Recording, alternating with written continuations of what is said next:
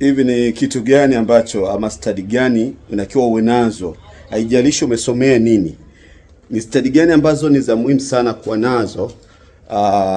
Haijalishi pengine wewe ni mwalimu, pengine wewe ni daktari, wewe ni engineer, wewe ni muuguzi. Yani study gani ama skills gani ukiwa nazo, ujuzi gani ukiwa uwe nao, haijalishi wewe umesoma ngazi gani, bila kujali umesoma bila kujali umesoma pengine mpaka darasa la 7, haukubahatika kusoma kabisa, au pengine wewe ni mtu ambaye umesoma wala pengine ni professor. Ni study gani hasa ambazo ndo life skills, study za maisha ambazo zinaamua wewe uwe maskini au fukara, au fanikiwe kwa taaluma yako au usifanikiwe? Ni study gani ambazo ni za muhimu sana ambazo watu wengi wanazikosa? Hapa nakupa study 5 tu ambazo nimegundua kupitia ushuhuda wangu kwamba watu wengi kwa bahati mbaya wanazikosa study hizi. Yaani unakuta mtu kasoma kweli kweli na kuonesha mavyeti mengi sana na CV ndefu sana, lakini anakosa study za maisha ama ujuzi wa maisha ambao unaamua wewe ufanikiwe au usifanikiwe. Yaani zunguka pote unapozunguka, sharti kwanza lazima uweze kuuza. Sasa hii ni kitu kingine muhimu sana, kwamba ni bahati mbaya kuuza, study ya kuuza bahati mbaya huwa haifundishwi mashuleni. Yani hakuna mwalimu, tangu mimi nasoma sikuwahi kufundishwa namna kuuza. Na kuuza, ukumbuke, huambatana na kukataliwa, sio? Ni kuuza kwa maneno mafupi naweza kusema ni uwezo wa kushawishi mtu ama kuweza kuonesha kwamba kitu ulicho nacho kina thamani. Sasa uwezo wa kuuza napo ni mtihani kubwa sana, kwa sababu watu wengi huogopa kukataliwa, huwa na hofu ya kukataliwa. Ni hofu ya kuuza huambatana na aibu, sio? Na hii ndio skill ya kwanza kabisa ambayo unatakiwa kuwa nayo. Ukikosa hii ujuzi wa kuuza, umekosa kitu kikubwa sana muhimu sana. Na mara nyingi hii sehemu ndio nimefaulu zaidi, kwa sababu wakati hata nafanya kazi mwaka naanza kufanya biashara zangu kama mjasiriamali, kitu cha kwanza ambacho mpaka leo najivunia ni uwezo wa kuuza mawazo. Kwa sababu kuuza ni mambo mengi. Kuuza CV, tunapoenda kufanya interview pale, labda una apply kazi kwenye interview pale inapotokea pale, si kwamba unaenda kufanya nini pale unaenda kuuza elimu yako, kuuza uzoefu wako, unaenda kuuza ujuzi wako. Kwa hiyo kuuza, watu wanadhani kwamba kuuza ni bidhaa tu. Kuuza hapana, si bidhaa peke yake, bali pia huambatana kuuza fikra zako, mawazo yako, ujuzi wako. Sasa ukiitwa kwenye interview, watu wengi ushindwa kuuza vizuri, au mwisho siku ujikuta kwa sababu ya hofu kwamba atakataliwa katika interview ile, ujikuta kijinadi na kwa bei dezo. Na mtu atashangaa, unashangaa mtu yule ambaye mmoja ana pengine shahada, tuseme degree ya kitu fulani, amesomea, yani tuseme ana degree, ana vyeti vya degree, na mwingine yuko na certificate. Ushafahamu?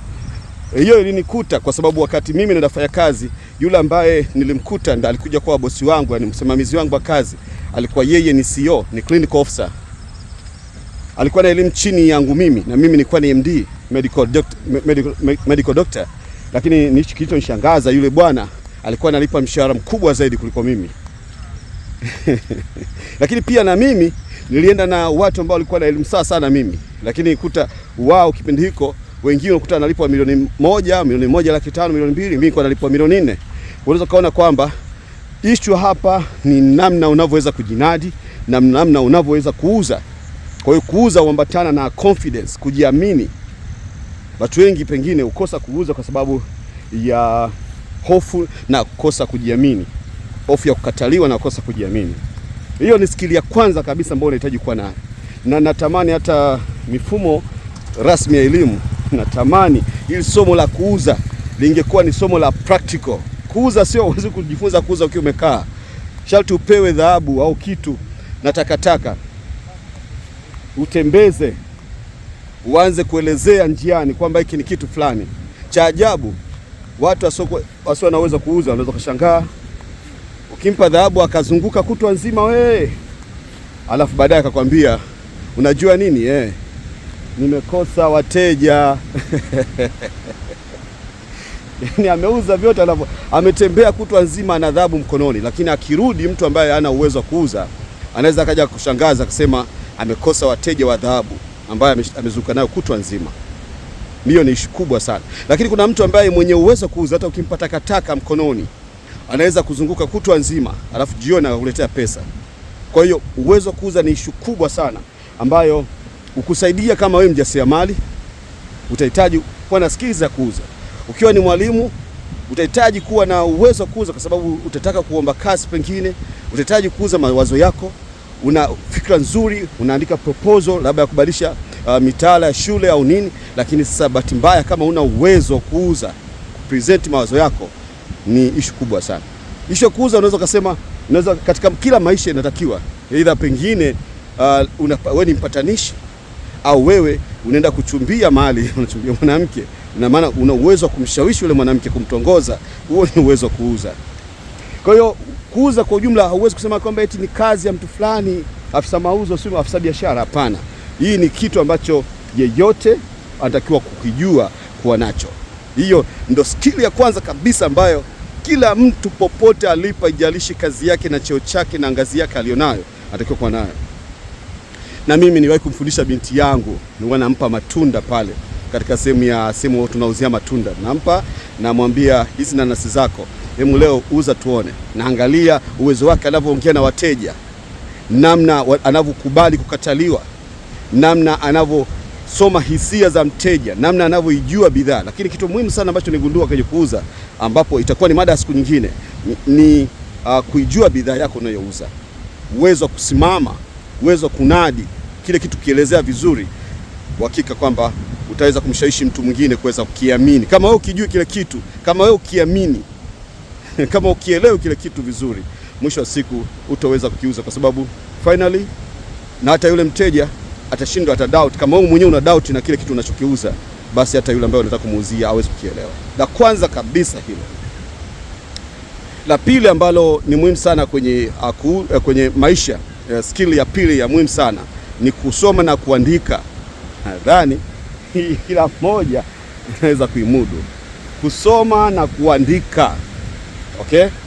Lakini mimi nasemea kwamba kusoma na kuandika pesa, okay? Kila mtu anatakiwa kujua kusoma na kuandika pesa. Kwa mantiki hiyo kwamba utahitaji kujua maana ya, kwa mfano, vitega uchumi ni nini, anasa ni kitu gani, na hesabu hii hapa, faida, nafanya biashara, nini maana ya mzunguko wa biashara, cash flow ni nini, maana ya faida. Pengine haya yote inabidi uyajue. Kusoma na kuandika pesa ni kitu cha msingi sana ambacho pengine watu hiki wakijui. Kusoma na somo la kusoma na kuandika, ishu sio kusoma na kuandika tu, ishu kusoma na kuandika pesa ni skill ya muhimu sana ya namba 2 ambayo unatakiwa kuwa nayo. Hii ukikosa utaishi maisha yako yote ukiwa unataabika kweli kweli. Na nakumbuka mimi mentor wangu kazini, yeye alikuwa ni msomi mkubwa sana. Kwa ni msomi wa madegree, alikuwa na PhD. Na bahati mbaya alifanya kazi miaka 35 yote akiwa anafanya kazi kama ajira. Na alipo staff alipewa shilingi milioni 200. Of course alisherekea sana. Akasema hii pesa naenda kuweka kwenye fixed account. Kwa hiyo yeye hakujua kusoma na kuandika pesa, haijalishi kwamba alikuwa na kiwango gani cha elimu. Alikuwa na elimu kubwa sana. Lakini bahati mbaya mzee wangu huyu hakujua kusoma na kuandika pesa. Kwa maana kwamba alifanya kazi miaka 35, akaweza kuingiza shilingi milioni 200 kama kinua mgongo pension. Yeye alidhani hiyo ni pesa kubwa sana, lakini hakujua kwamba muda wote ule, na maana kama angekuwa ameweza kuanzisha kitu biashara, si ajabu hata hiyo milioni 300 au 400 angeweza kuingiza hata kwa mwaka mmoja au miwili, kutokana na aina ya biashara. Of course biashara nayo sio rahisi kiasi hicho, lakini kwa mtu ambaye anajua kusoma na kuandika pesa, na maana muda miaka 35 ili upate milioni 200 ni hasara kubwa sana. Ni makosa makubwa kutunza pesa kwenye somo la kusoma na kuandika pesa. Ni makosa makubwa kutunza pesa.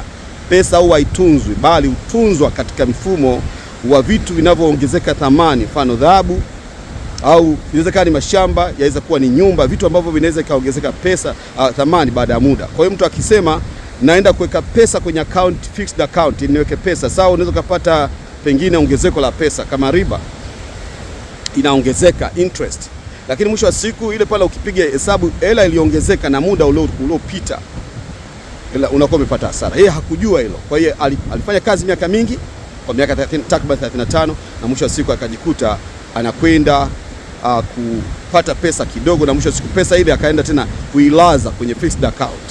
Kwa hiyo hakujua kusoma na kuandika pesa. Cha ajabu, watu wengi wakubwa sana ambao unafikiria unaogopa kwa elimu hawajui kusoma na kuandika pesa. Hata anaweza kuwa mtu profesa kabisa, lakini badala ya kujenga biashara ataenda kujenga nyumba kwanza. Badala ya kununua gari ya biashara ataenda kununua gari tena kwa mkopo, gari ya kutembelea. Kwa hiyo hili ndio changamoto kubwa sana.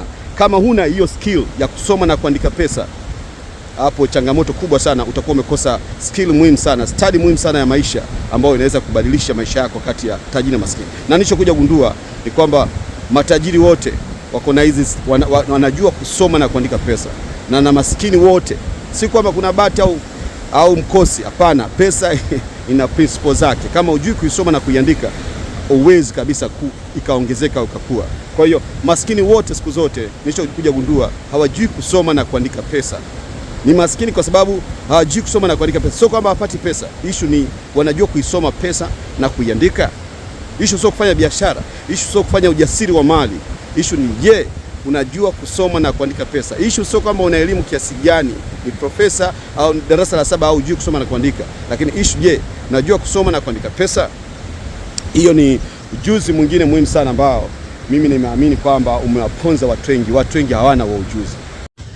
Ujuzi mwingine wa tatu ni ujuzi wa kutumia kompyuta. Come on. Kutumia kompyuta, nasema vizuri, kwa sababu inaonekana katika ulimwengu hasa wa sasa hivi ambao tuko nao, kama wewe hata ijalishi umesoma mpaka ngazi gani au hujasoma kabisa, lakini kama huna uwezo wa kutumia kompyuta, hapo kazi ipo. Kwa sababu kompyuta kwa sasa hivi, kwa ulimwengu wa sasa, niliwahi kumwambia hata mke wangu kwamba mtu yeyote ambaye hajui kutumia kompyuta vizuri au hajui kutumia kompyuta kabisa, ni sasa na kusema kwamba zama zile, ni sasa na kusema kwamba huyu hajui kusoma na kuandika. Sasa kama hujui kutumia kompyuta, kwa mfano kuandika email, hujui kutumia Excel kufanya mahesabu, hujui kutumia kompyuta kuandika barua, hujui kutumia kompyuta kuweza kufanya mawasiliano mbalimbali, au kuhakikisha kwamba pengine unafanya video editing, kwamba kuna vitu vidogo vidogo ambavyo pengine kutengeneza picha au kutengeneza picha mjongeo, videos, hapo kazi ipo. Kama hujui kutumia kompyuta, sio kuchezesha muziki, hapana, kompyuta kwa maana kwamba kuitumia kuandika na kusoma. Hata hiyo kusoma na kuandika pesa sharti utumie kompyuta. Kama huwezi kutumia kompyuta, basi umekosa ujuzi muhimu sana sana, na nakusii bado hujachelewa, elimu haina mwisho. Huu ndio muda mwafaka kama pengine kuchukua kozi mara moja popote unapoweza kwenda, ukachukua kozi ambayo utajifunza kusoma, utajifunza kutumia kompyuta vizuri, kuandika emails, unaona, kuandika barua, kufanya mahesabu. Ndio kusoma na kuandika pesa kwa kutumia kompyuta. Yaani utaweza kujifunza hata matumizi ya AI. Ndio ulimwengu wa sasa hivi wa tehama, ambapo AI imeleta mapinduzi makubwa katika sekta ya mawasiliano na sekta zote kwa ujumla wake, kuanzia upande wa iwe kilimo, mifugo, na ufugaji, iwe wewe ni mwalimu utahitaji kutumia kompyuta pengine kufundishia. Wewe ni daktari utabidi kutumia kompyuta kujifunza au kufundisha au kutibu kwa namna moja au nyingine. Unaenda kule una Google, pengine unajifunza, kuna vitabu, unaandika vitabu. Pengine wewe ni mtu yote ambaye pengine ni mfanyabiashara, utahitaji kutunza mahesabu yako kwenye Excel au pengine kwenye sheet mbalimbali ambazo au applications mbalimbali ambazo ziko kule. Wewe ni nani yeyote, wewe ni muuguzi, utahitaji kutumia kompyuta kwa namna moja au nyingine. Kwa hiyo yeyote, uwe ni driver, tunaweza kuangalia kwamba driver wa gari unaanza kutumia kompyuta. Pengine watu sasa hivi hata watu wanakata ticket kwa mfumo wa sasa hivi wa kidijitali, ambao mtu anakata ticket online. Sasa inabidi uweze kutumia kompyuta kwa namna moja au nyingine, kuweka order. Pengine kama wewe ni mfanya biashara, unaweka order online, unaagiza vitu, utatumia kompyuta. Sasa mwenzangu na mimi, kama hujui kutumia kompyuta, ni sawa na kusema hujui kusoma na kuandika. Kwa hiyo ni skill ya muhimu sana ambayo inabidi uwe nayo. Skill nyingine ya 4 na ya msingi sana hapa, hii ni skill muhimu sana ambayo ni ya lugha. Unajua kuongea lugha ngapi? Kumbuka katika ulimwengu wa biashara wa sasa hivi, lugha ndio kama tangu zamani, lugha ndio nyenzo ya mawasiliano. Kwa hiyo kama unasema okay, unajua kilugha ulichozaliwa nacho, ukajua Kiswahili. Kujua Kiswahili sio uzalendo, inabidi ujue lugha 2, 3, 4. Kadri unavyoongeza idadi ya lugha za kuzungumza, unajiongezea nafasi ya kuweza kufanya vizuri zaidi. Huu ni ulimwengu ambao unasema ni ulimwengu wa tandawazi, ni ulimwengu wa biashara huria, ambapo sasa unaona Wachina wanazunguka dunia nzima, Wafaransa wanazunguka dunia nzima, si ndio? Wa Korea, wa Japan wanazunguka dunia nzima, wa Marekani wanazunguka dunia nzima. Sasa biashara kati ya Japani na Marekani au biashara Japani na Tanzania imekuwa nyepesi zaidi kuliko biashara ya mtu aliye Dar es Salaam kwa Dar es Salaam. Sasa hivi kuagiza kitu China ni kwepesi zaidi kuliko kuagiza kitu Kariakoo, Dar es Salaam. Kwa hiyo unaweza kaona kwamba utahitaji muda mwingine, unaenda kununua mashine imeandikwa lugha fulani, inabidi uelewe lugha ina maana gani, inabidi upatane, uweze kuzungumza na wale watu ndio uweze kuuza, kwa sababu unauzaje sasa ujui lugha zangu? Utazungumza bubu utafanya hiyo biashara? Hutoweza. Kwa hiyo jinsi unavyoongeza idadi ya lugha unazozijua, ndio maana unajiongezea mafanikio makubwa sana. Haijalishi una level gani ya elimu. Unaweza kaa darasa la 7 au kuwahi kusoma kabisa. Lugha si mpaka uende si shuleni darasani. Lugha ni kuzungumza. Unajifunza lugha kwa kuzungumza. Lugha haijifunzi kwa darasani, unajifunza kwa kuzungumza. Kwa hiyo jifunze lugha nyingi kadri uwezavyo. Hiyo ni ya msingi sana ambao nadhani inaenda kusaidia katika ulimwengu huu, na hiyo ni life skill ya msingi sana. Life skill ya mwisho kabisa ni life skill ya mawasiliano. Issue sio kuzungumza lugha. Issue sio kujua kusoma na kuandika pesa. Issue sio kujua kuuza, lakini kuna mawasiliano, communication. Ndio wanapokwenda kusomea, watu wanaenda kusomea hata mawasiliano katika taasisi za elimu. Utakuta kuna taasisi ni kama taasisi kubwa kama Simba au Yanga, wanasema kuna msemaji wa timu. Yule anatakiwa awe na skills za muhimu sana za kujua nikiongea hivi nitawaudhi mashabiki. Unaweza ukaongea kitu kidogo tu na ukafanya mashabiki wachome majengo yote. Issue ni mawasiliano, jinsi ya kuwasiliana. Issue sio kujua lugha, jinsi ya kuwasiliana. Inabidi ujifunze namna kuwasiliana, na hii ndio eneo ambalo mimi hata mpaka leo nalifanyia kazi, kwa sababu pale kuna siri kubwa sana. Issue sio issue sio maneno uliyozungumza, lakini namna ulivyoyazungumza yale maneno. Okay? Namna unavyozungumza yale maneno, that's what makes a difference. It's about your tone. Wewe sauti yako unavyotamka. Ukimwambia mtu leta kitu hicho, ni tofauti kabisa na ukimwambia mtu leta kitu hicho.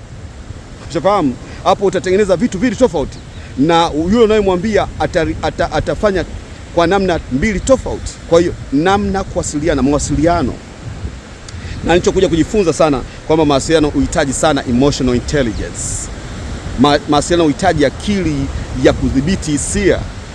Sasa hapo ndio kuna kazi hapo. Hapo unahitaji kuwa na imani hata ya Mungu, kujua sasa hivi watu hao wamehamaki, kwa niwaache kwanza, nitulie, nitaongea nao kesho. Leo hapana, ni wafanyakazi wangu hawa. Lakini pamoja kwamba ni wafanyakazi wangu, lakini ikiwaendea kimkukumkuku, unafanya watu wote waondoke kazini, alafu unajikuta wewe mwenyewe kwa biashara yako haitoweza kuendelea. Wewe ni mtawala mahali fulani, jinsi ya kuwasiliana na wale ambao unawatawala ni issue muhimu sana. Wewe ni mtawaliwa, ni mfanyakazi, unataka kuomba kuongezewa mshahara pengine, lakini namna utakavyoingia kwenye ofisi ya bosi wako, mawasiliano ni zaidi ya lugha unaozungumza, hata muonekano. Jinsi hiyo unasema body language, unasema mwili uongea zaidi kuliko mdomo. Mwili, namna unavyosimama ukiwa unaongea na mtu. Je, unamwangalia usoni au unamwangalia unakodoa au unamwangalia unatikisa kichwa Hayo yote ni ya msingi, ndio mawasiliano yenyewe. Sasa hii ni kitu cha kujifunza kila siku, kadri unavyoweza kwenda. Jifunze mara nyingi zaidi, kwa sababu ukiboresha eneo la mawasiliano utakuwa umeboresha mahali pakubwa sana. Na nimegundua kwamba eneo la mawasiliano uhitaji zaidi kudhibiti hisia kuliko kwenda na kwenda vyovyote unavyotaka. Ukipanic kwenye mawasiliano umepoteza point. Hata kwenye kuuza mawasiliano ni ya msingi sana.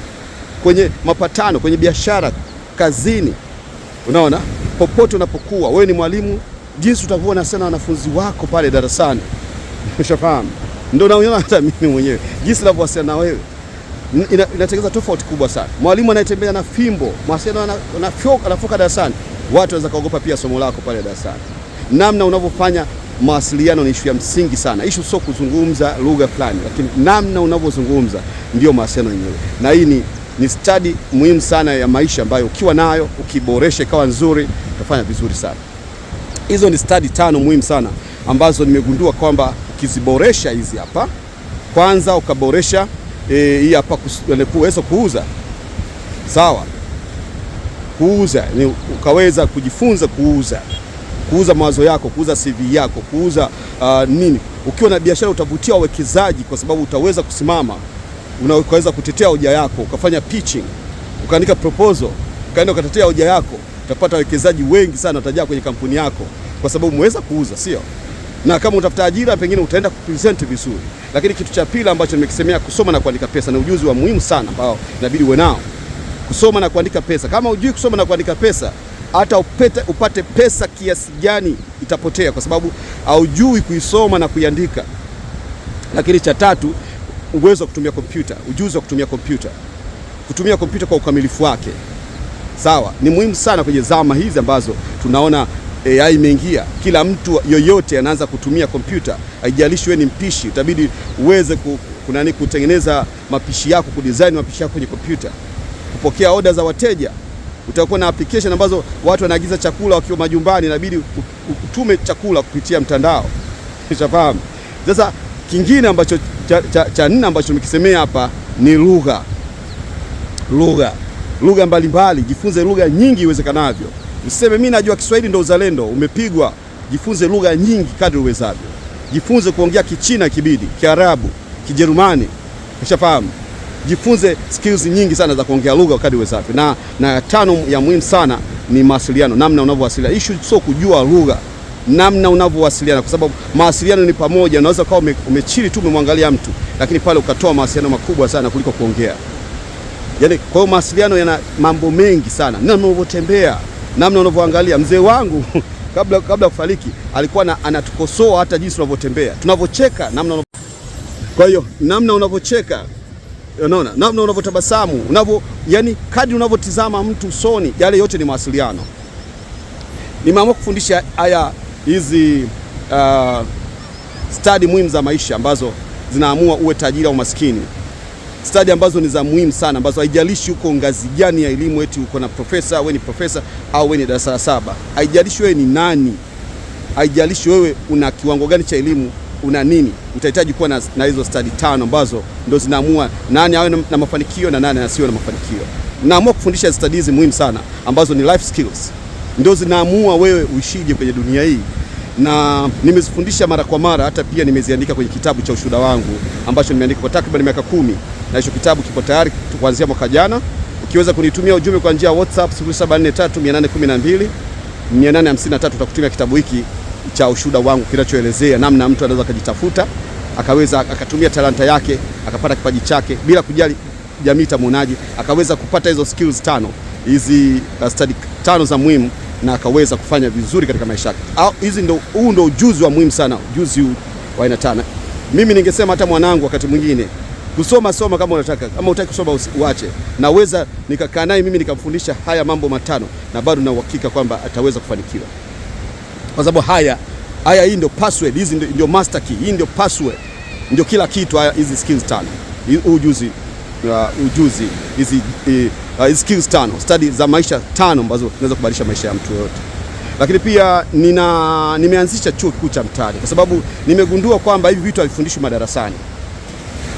Mtu mmoja aliniambia katika chuo alijikuta anasoma mpaka anamaliza, lakini alivyomaliza sasa, yani wakati anasoma Ina maana walikuwa wanafundishwa kompyuta kwenye mtihani walikuwa wanapewa nenda kuwasha na kuzima. Yaani eti hapo mtu anayejua kuwasha na kuzima kompyuta eti amejifunza kompyuta. Sasa hii haifundi. Kwa hiyo hizi skills hazifundishwi bahati mbaya. Mtu anapata degree lakini hana skills. Mwisho wa siku akienda mtaani hana skills, anajikuta hawezi kufanya chochote. Anakuwa kila kitu akiwezekana kwa sababu huna skills, una studies za maisha, life skills huna. Una ujuzi, una elimu lakini huna maarifa ya kwenda kusaidia kuanzia day one tu umeingia mtaani. Kwanza kuanzia pale uko chuoni inabidi uwe una skills hizi 5 ambazo haijalishi kiwango chako cha elimu. Sasa kilichonistajabisha kwamba unaweza kukuta watu wanasoma mpaka vyuo vikuu. Wengine nimefanya nao kazi. Mkifika hatua ya kwenda kuandika ripoti unakuta anababaika vibaya mno. Yaani kuandika kutumia kompyuta tu, kubonyeza zile button akaandika ripoti kwamba nimefanya hiki na hiki kwenye field, hawezi kuandika ripoti. Kwa hiyo wengi wao tulikuwa tunakwenda kwenye kuandika ripoti kwenye miradi mbalimbali. Mwisho wa siku unakuta akifika muda wa ripoti inabidi aje kwako kuonga, hata kukuonga tu rushwa anaweza kukuonga kwa sababu hajui kutumia kompyuta. Ni msomi wa degree lakini hajui kutumia kompyuta. Ni msomi ana degree lakini ripoti zile zinahitaji tuziandike kwa Kiingereza. Hawezi kuandika sentence moja ikakamilika ya Kiingereza. Haikamiliki sentence vizuri bila kuchapia na nini. Kwa hiyo mwisho wa siku hawezi kuwasiliana, hawezi kufanya hata iweje, anajua vitu sawa lakini hawezi kujieleza. Hawezi. Kwa hiyo nilikuta kwamba kumbe hizi skills ni muhimu sana ambazo mtu inabidi awe nazo. Na bahati mbaya mifumo rasmi ya elimu haiwekei msisitizo. Watu wanamaliza lakini hawana skills. Wana madegree, wana vyeti lakini hawana skills, hawana studies za maisha. Na kwa kuona kwamba elimu ya darasani inampa mtu 20% tu ya maarifa ama ya skills. 20% tu ya maarifa ambayo anahitaji katika maisha upatikana darasani na 80% ya skills muhimu upatikana mtaani kwa bahati mbaya. Na mimi kwa kugundua hilo nimeanzisha chuo kikuu cha mtaani, kitivo cha misukosuko ili kufundisha hizo skills 5 muhimu sana ambazo unatakiwa unazo. Kuuza, kutumia kompyuta, kusoma na kuandika pesa, lugha, mawasiliano. Nafundisha kupitia masomo kwa vitendo kupitia chuo kikuu cha mtaani kitivo cha misukosuko, ambapo ili kujiunga nitumia ujumbe kwa WhatsApp kwa namba ya simu 0743812853. Nitakuunganisha kwenye chuo kikuu cha mtaani kitivo cha misukosuko na nitakuwa ni mentor wako katika safari yako nzima ya ujasiri wa mali. Kama unapenda mafunzo yangu, kwa nini usinipe support? Nipatie support kwa kusubscribe, kulike na kushare video hii ili wakati ujao pia napoweka videos kama hizi uwe wa kwanza kupata taarifa kwamba nimepakia sasa videos. Nitaendelea kufundisha mambo mbalimbali. Haya mambo ya kusoma na kuandika pesa, matumizi ya kompyuta na tehama ili kufanya biashara, namna kuuza, kushawishi biashara yako iweze kuvutia mitaji mingi zaidi. Haya yote nafundisha katika chuo kikuu cha mtaani kitivo cha misukosuko. Mimi ni daktari mkulima, mwadhiri katika chuo kikuu cha mtaani kitivo cha misukosuko, na nakualika tukutane katika kipindi kijacho. Bye.